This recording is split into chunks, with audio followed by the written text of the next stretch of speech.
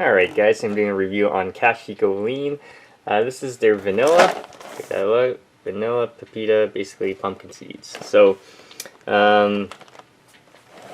there we go here. That's what's in there. 10 grams of sugar. And there it is. Let's open this up and do a quick taste test for you.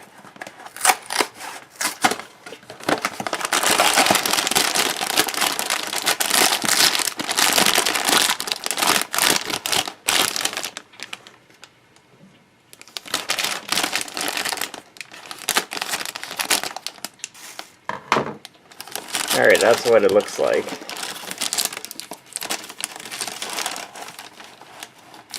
There you go. That's a cluster. Looks like popcorn, basically.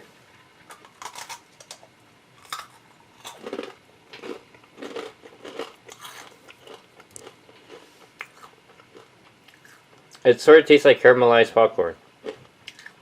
Definitely check it out, guys. If you have any questions, comments, post below, subscribe to the channel. You got a hint of sweetness to it.